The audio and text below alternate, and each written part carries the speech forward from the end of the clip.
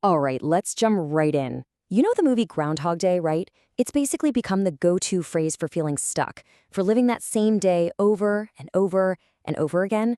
But here's the thing. What if I told you the real story of the groundhog is nothing like that? In fact, it's pretty much the exact opposite. That's the question Bill Murray's character Phil Connors asks in the movie. And it's really the heart of the whole thing, isn't it? It taps into that universal, sinking feeling of being trapped in a loop, and man, are we fascinated by this idea. Just how fascinated? Well, get this. One film scholar, during lockdown, actually did an experiment. He watched Groundhog Day every single day for an entire year. Yup, 365 times, just to try and figure out what makes this story about being stuck so powerful. But today, we're gonna go even deeper. We're gonna meet the actual star of the show. So let's step away from the fictional Phil Connors for a minute and meet the real deal, the animal at the very center of the whole ceremony, Punxsutawney Phil. And believe me, he's so much more than just a local celebrity who supposedly predicts the weather. He represents a species with an incredible and, honestly, a mostly unknown story of survival. So here he is, Marmota monax. That's the fancy scientific name for the woodchuck, or as we know him, the groundhog. And yeah, we might think of this guy as belonging to one little town in Pennsylvania, but the reality? His species is found all across a massive part of North America. This is not some creature that's stuck in one place. It's a true continental survivor, totally built for endurance in some seriously tough places.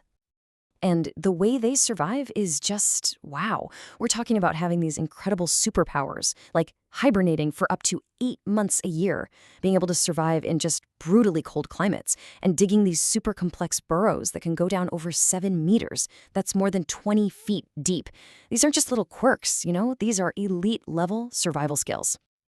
And here's the thing, the groundhog isn't a lone wolf. Nope, he's part of a much bigger, global family of survivors.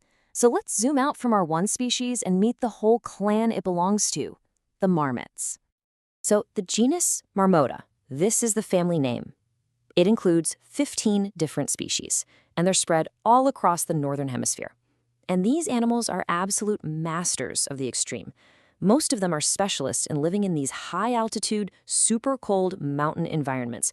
We're talking places where most other animals just couldn't make it. But them? They're not just getting by, they're thriving. But here's a really cool twist in their family history. Their ancestors, well, they weren't always the size we see today. Paleontologists have actually found fossils of a totally extinct relative called Pena marmota barbori, and this thing was a giant. We're talking at least 9 kilograms or 20 pounds. That is double the size of a big modern groundhog. So right away, that tells you their story is way more complex than we might think. Okay, so this brings us to the really crucial point. The groundhog story isn't about one day repeating over and over. It's an epic saga, a story that spans 10 million years.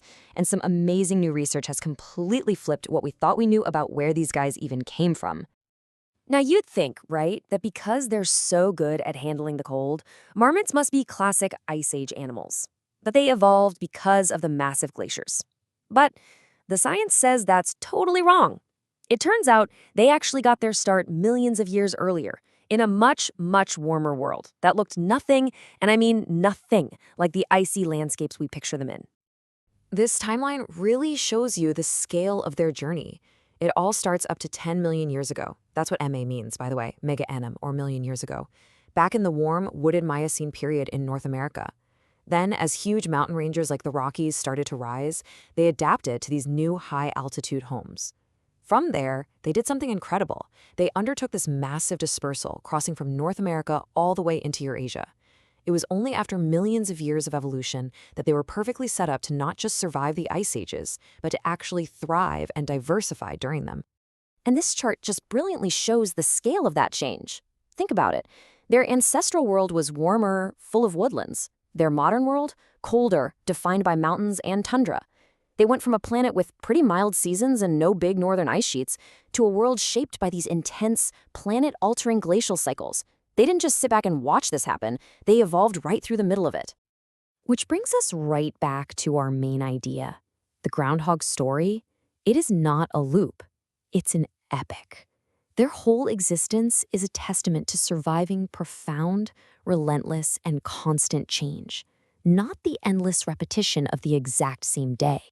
Just look at North America during the peak of the last ice age, around 21,000 years ago. Those massive ice sheets you see, they completely covered huge parts of the groundhog's modern home. But did they go extinct? Not a chance. They adapted, they moved, they were literally forced out of their homes by a changing planet, and they found new ones. It's just an incredible display of resilience to planetary scale chaos. So the big takeaway here is really clear. Forget the loop. The true story of the groundhog is about adapting in the face of 10 million years of radical environmental shifts. We're talking from a warm world to an ice world, from lowlands to mountains, from one continent to another.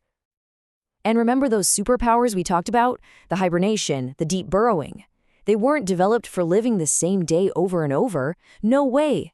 They are the evolutionary toolkit sharpened over millions of years to survive millennia of climate chaos, of seasonal starvation, of profound environmental upheaval. They are basically monuments to adaptation. So the next time you hear about Groundhog Day, I want you to think beyond the movie. The real animal's 10 million year journey is this unbelievable epic of adaptation and survival, and it really leaves us with a pretty powerful question, doesn't it? In our own era of rapid environmental change, what can this ultimate survivor, this little groundhog, teach us about resilience on our own changing planet?